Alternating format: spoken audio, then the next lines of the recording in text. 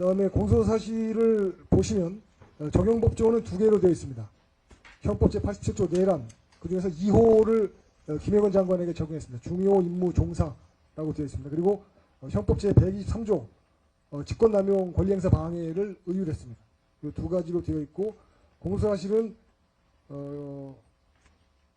전체가 83쪽으로 되어 있는데요. 그중에서 마지막 83쪽에 권리행사 방해, 직권남용 권리행사 방해가 기재되어 있고, 나머지 앞쪽은 전부 다 내란에 관한 내용으로 채워져 있습니다.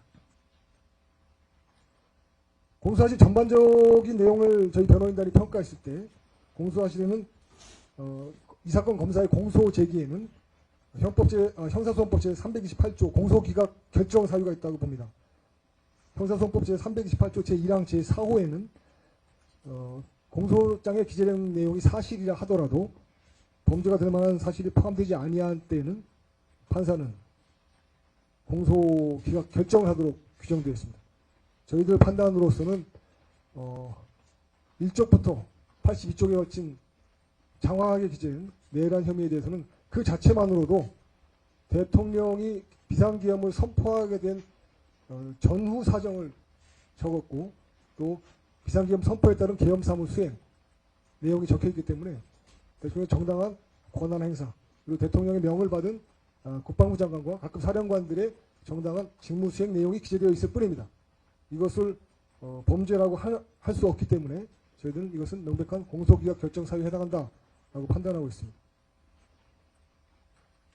마찬가지로 형사소송법 제327조 제1호에 따르면 피고인에 대한 재판권이 없을 때는 공소기각 판결을 하도록 규정하고 있습니다. 잘 아시다시피 대한민국 헌법 제84조에는 대통령은 재직 중에는 형사소추를 받지 않습니다.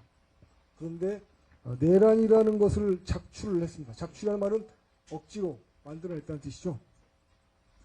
대통령의 내란 혐의를 작출해서 공소사실을 만들었습니다. 결국은 내란죄가 성립할 수가 없기 때문에 공소가 제기된 법원은 대통령과 공범으로 되어 있는 피고인 김영건 장관에 대해서는 재판권이 없는 데 해당한다라고 판단하고 있고, 이 내용을 저희 변론 과정에서 주장하겠습니다.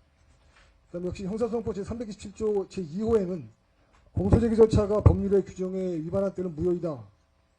그리고 공소기각 판결하도록 정하고 있습니다. 저희는 공소제기 절차가 위법 무효다라고 판단하고 있습니다. 세 가지 사유가 있습니다. 수사 개시 자체가 적법하지 않다. 수사라는 것은 검사 또는 사법경찰관이 국가형벌권의 한 내용으로서 어떤 사건에 대한 실체를 규명하는 그 절차를 말하는데요. 수사 개시 자체가 특정 정치 세력, 구체적으로는 더불어민주당의 내란 진상조사위원회라고 판단이 됩니다. 그 조직과 그 세력에 의해서 주도됐고, 그 명을 받아서 청탁 또는 하명 형식으로 수사가 개시됐다고 판단하고 있습니다. 이것은 명백한 불법입니다. 국가 공권력은 공공자원입니다. 국민들 모두가 법률에 의해서 위탁된 권력입니다. 그런 권력을 행사하기 위해서는 적법 절차, 듀 프로세스에 의해야 되는데, 특정한 정당의 특정한 조직, 임의 조직에 의해서 수사가 이루어졌다. 이것은 그 자체로 국가 공권력을 남용한 것이고요. 이 수사 개시에 관여한 세력들은 또 역시 불법을 저지른 것 같습니다. 이것이 첫 번째 공소제기 절차가 위법 무효인 사유에 해당합니다. 두 번째는 수사 방향, 증거 수집, 그리고 신병 확보 대상자, 강제 수사의 범위 등 모두 진상조사위원회의 구체적인 지침을 받아서 이루어진 것으로 판단됩니다. 김영건 장관이 신문 때에도 직접 진상조사위원회에서 생산된 문건을 제시하면서 신문이 이루어졌습니다. 청탁수사를 방지하기 위해서 국가 공권력의 중요 작용 중 하나인 수사가 개인에 의해서 부당하게 악용되는 걸 막기 위해서 어떠한 경우에도 반드시 고발, 고소 또는 진정으로 접수해서 처리하도록 되어 있습니다. 정상적인 절차라면 더불어민주당에서 진상조사위원회가 설치되었다면 그 이미 조직 명의로 고소고발이 이루어지거나 또는 진정이 접수가 되고 먼저 그 고소고발 진정을 제기한 자에 대한 조사가 이루어져야 됩니다. 그리고 그들이 제출하는 증거의 내용을 확인하고 그 증명력을 판단해야 됩니다. 그 다음에 수사가 하는 것이 원칙입니다. 그것이 대한민국 수사의 기본 원칙인데 그런 절차 없이 진상조사위원회에서 생산한 문건을 그대로 수사 자료를 삼아서 우리 김영현 장관을 신문하는 것은 이 사건 수사 절차가 형사소송법 제327조 제2호 공소제기 절차가 위법 무효인 사유에 해당함을 여실히 증명하고 있습니다. 그리고 지금 공소사실의 구성 자체도 결국 더불어민주당과 그 진상조사위원회에서 원하는 결론을 기재한 것으로 판단하고 있습니다. 앞뒤 모순되는 내용이 많이 있습니다.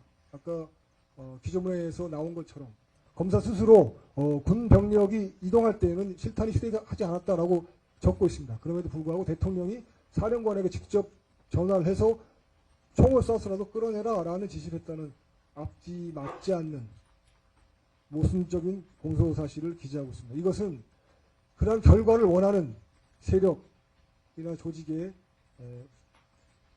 부응하기 위한 그런 공소제기라고 판단하고 있습니다. 다시 한번 말씀드리겠습니다. 수사권과 기소권은 국가의 공권력 중에서 가장 중요한 권력 중에 하나입니다.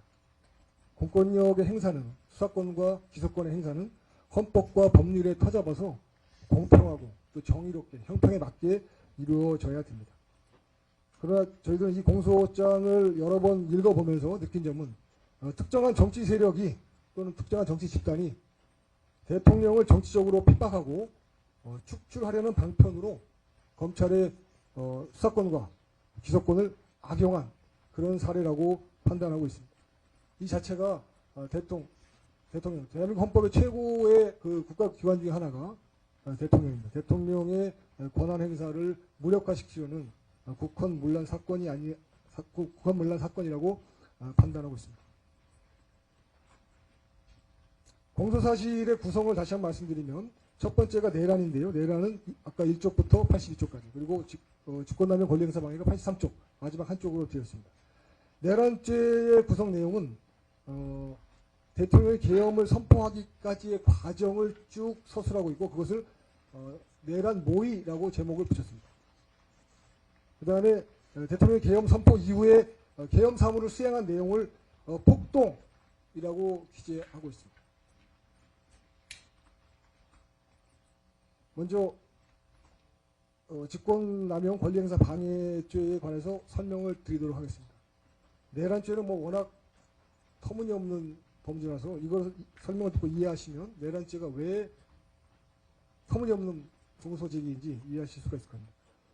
직권남용이라는 것은 공무원이 직무상의 권한을 행사한 것을 두고 형사처벌하겠다는 규정입니다. 이 규정은 매우 조심스럽게 적용되지 않으면 공무원이 직무상 행위가 사후에 어떠한 사정으로 해서 처벌받게 되는 결과를 초래하게 됩니다. 예를 들자면 이번에 서부지법의 판사들이 대통령에 대한 영장을 발부했습니다. 이거 직무상의 행위라고 볼 수 있겠죠. 그러나 그런 직무상의 행위가 직권남용으로 의율되면 판사들의 영장 발부행위, 또 영장 기각행위, 또 유죄 선고행위, 무죄 선고행위가 전부 다 범죄 행위로 처벌될 수 있습니다. 그런 결과를 판사들이 원하지 않을 거죠. 더군다나 검사가 이 사건 공소제기도 역시 직무상의 권한이라고 주장하겠지만 직권남용으로 처벌받을 수 있습니다.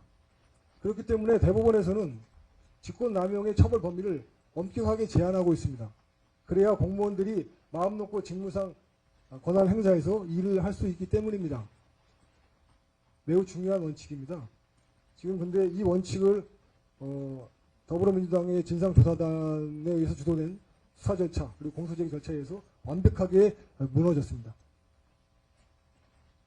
모든 공무원들의 권한 행사가 이렇게 다 처벌된다면 앞으로 정권이 바뀔 때마다 또는 장관이 바뀔 때마다 공무원들의 권한 행사는 다 처벌받을 수밖에 없습니다. 매우 심각한 문제가 아닐 수 없고요. 법치주의를 살리기 위해서 그리고 법적 안정성을 유지하기 위해서 이번 공소사실은 반드시 공소기각으로 정리가 돼야 된다는 것이 저희들 주장입니다.